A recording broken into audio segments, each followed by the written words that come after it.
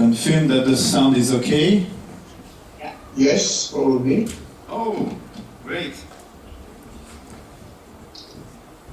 Thank you. If you hear me, Jean-Michel, it's a pleasure to welcome you on this edition of Laval Virtual. Just, I think you can use this camera to see me one time, so hello. Yes, every time. Great. Everybody. I'm here with Sonke for Space VR to ask you some questions. We have talked about content creation and creator, so it's very interesting to have you view on this point. I'm not sure I have to present you, but I'm going to try something. You are a French composer, you're a performer, a music producer. I think, not me only, you're a pioneer of electronic music, and I think you have always used technology to create. Recently you have performed several concerts in virtual world, and you have a position in the CNC, which is the Centre National du Cinéma, National Center for Cinema, with a mission on immersive creation. So I'm going to begin with a quite simple question. What are cultural and creative opportunity in this coming area of the metaverse for you? So, good morning everybody. Still 5 minutes before saying good afternoon. And if Gregory and me, we have a slight Gallic accent when we are speaking English, it's to remind everybody that we are in Laval in France, and France being, in terms of metaverse and beyond, a very creative and very active country. And I'm really honored and happy to be part of this panel and this great event, which is Laval Virtual. Having said that, you were asking me about my view and the importance for artists and creators about this emerging and more than emerging mode of expression, which is all the VR activities and on the creative, for the creative sector. I think this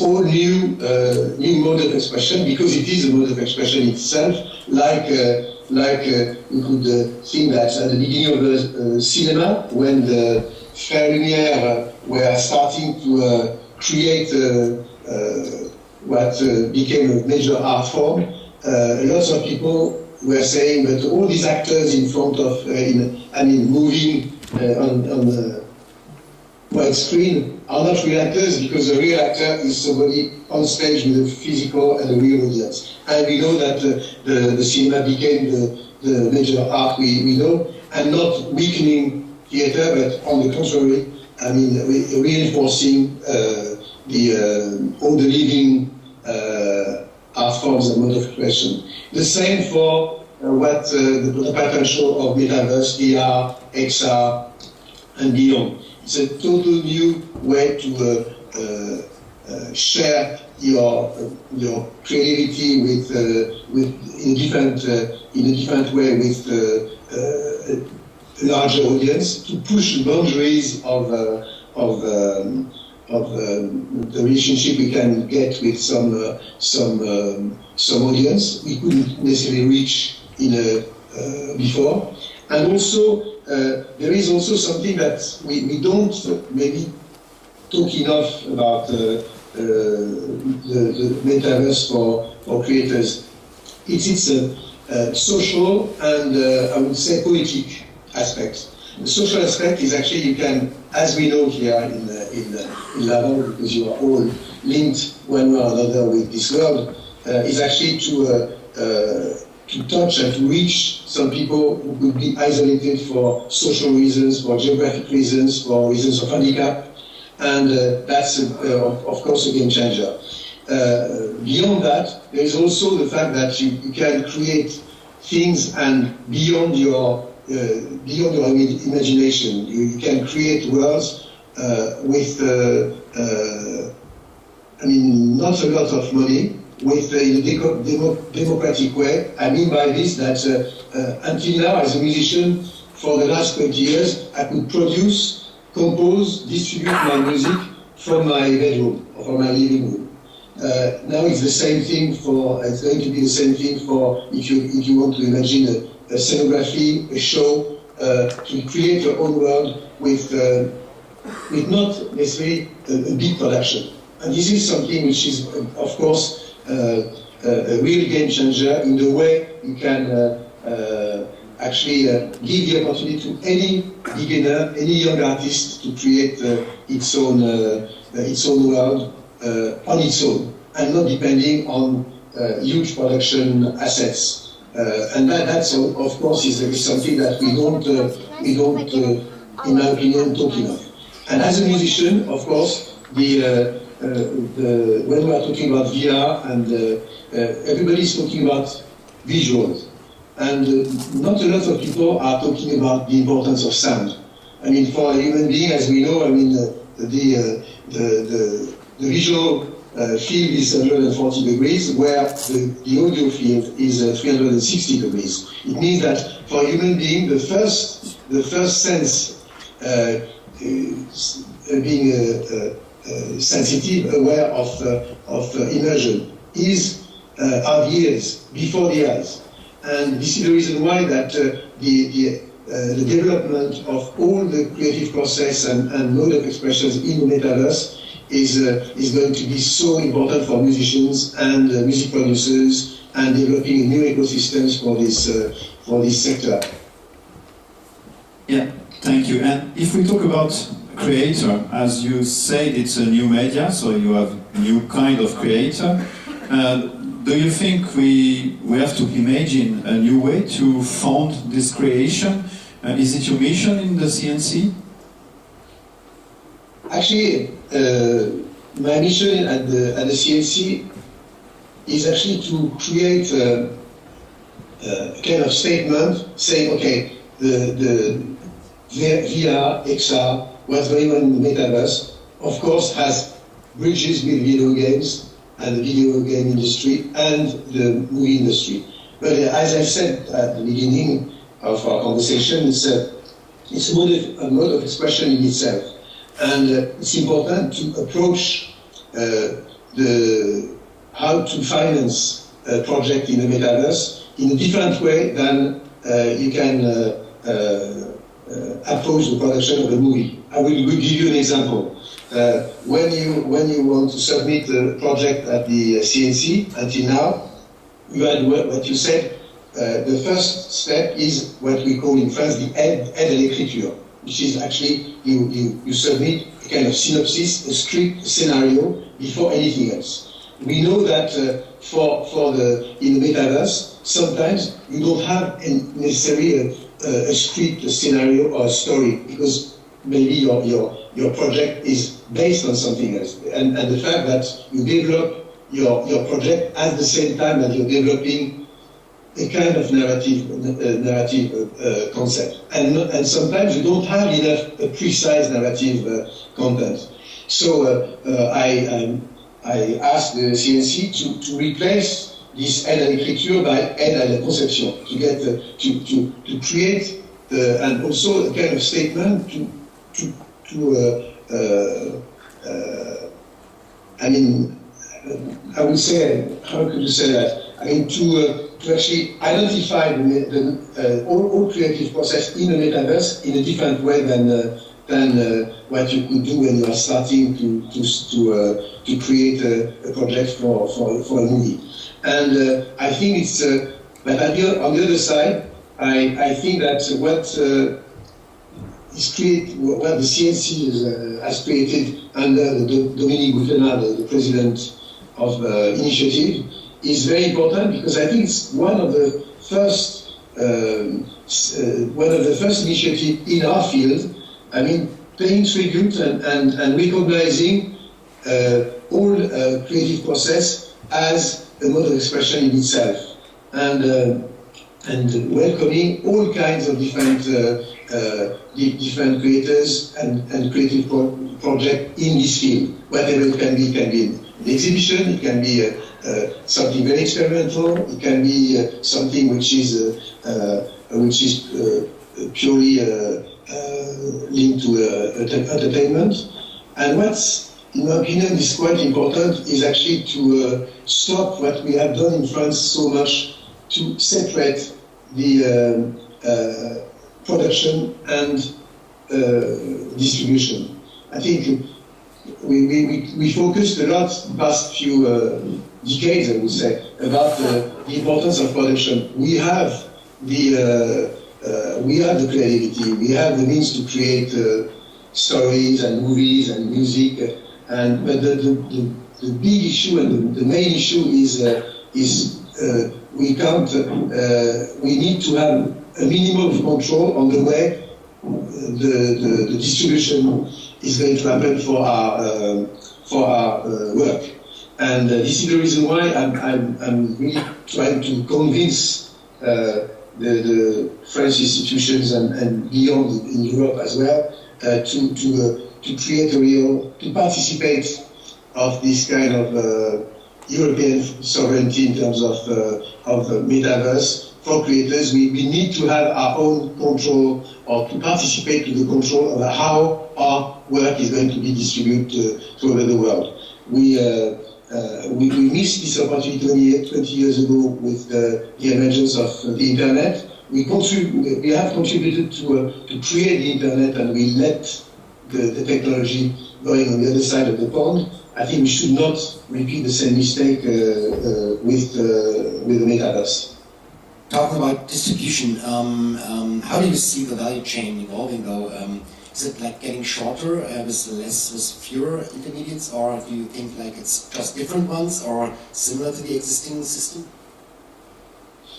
What do you mean by this? What do you mean by existing systems? Like we know cinema and broadcast industry, like we know the box offices where you can sell tickets to the cinema goers, to the viewers. We know the commercials in the broadcast system, for example, that finances private broadcast stations. So yeah, that's basically what I'm talking about. So how do you see the revenues coming in here, and who's in the middle of that?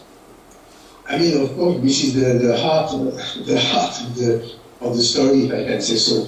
I mean, this is the reason why we, as French and Europeans, we have to propose some alternatives to what going to be the system otherwise. I mean by this that if I take my personal experience, when I'm doing a concert these days in the metaverse, I have to go through until recently, because now we have our own platforms starting, and especially with the startup Vroom, which has started to create a real French-European platform. Otherwise, you have to go through a platform, an American platform, who is actually fixing the cost and the price for distributing my work or our work, and tomorrow can fix any kind of rate at any kind of price,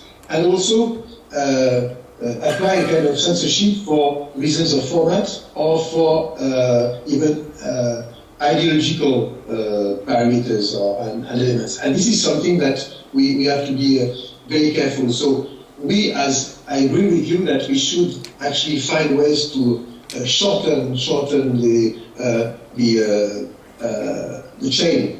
And shortening the chain for European artist or producer is actually to reach a kind of autonomy, or to reach a kind of participating to the sovereignty of the distribution network. Because otherwise, we can't have control on the monetization of our work. The price of the tickets for concerts, for instance, but for everything. If today you have to, you want to, as we know, you want to put your creation on any kind of store, you have to pay the stores, and it's and you have no control about that. You have to submit, it has to be accepted, in terms of mainly US criteria. You know, I'm a big.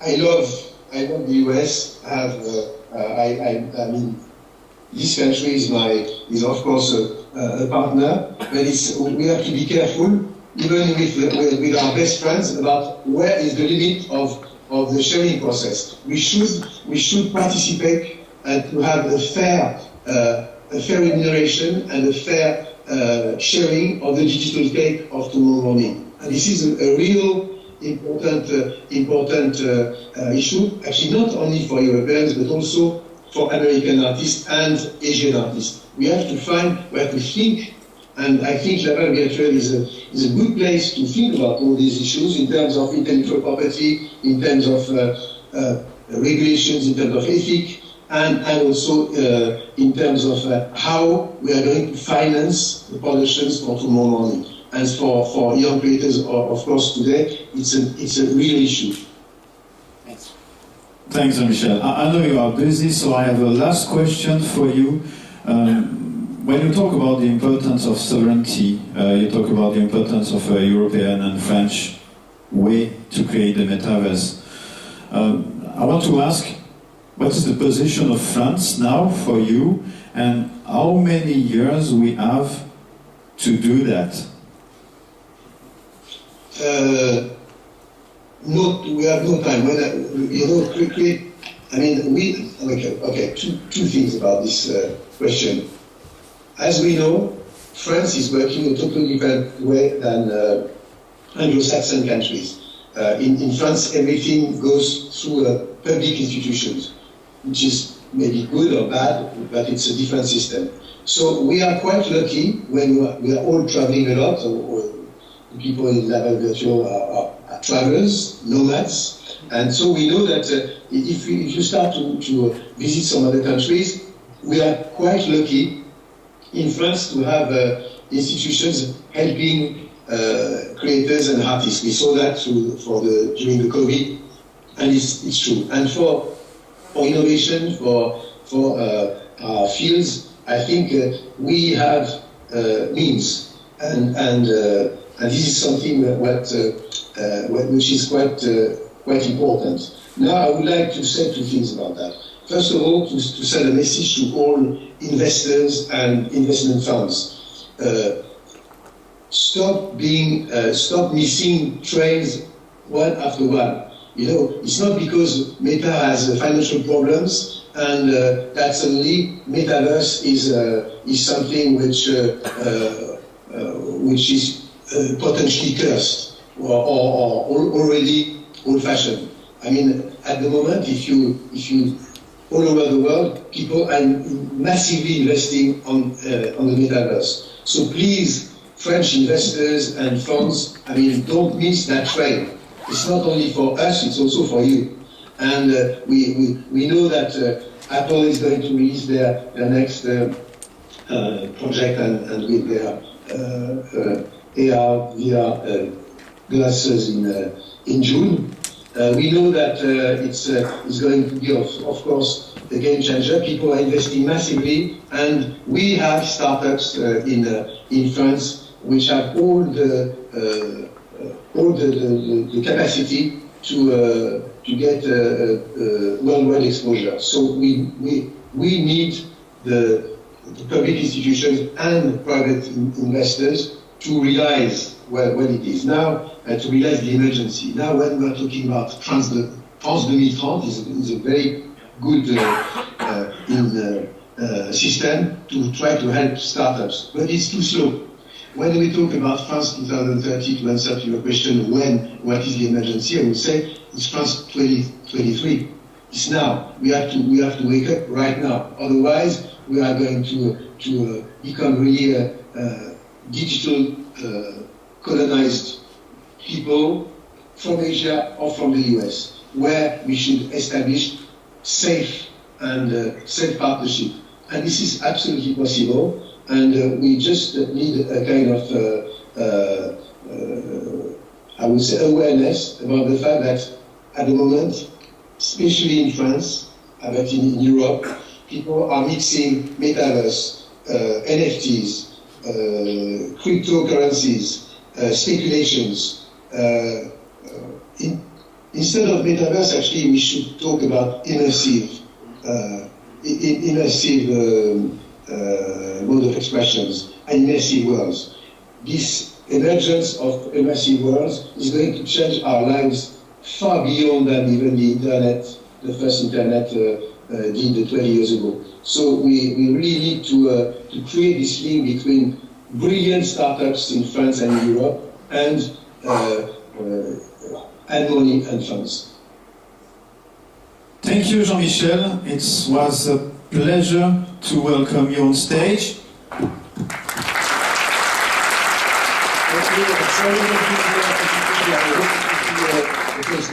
Yeah, and thank you. It's a personal pleasure because I am a great fan, really. So I hope to see you in Laval next year. Absolutely. Thank you very much. Bye. Good day. Bye-bye.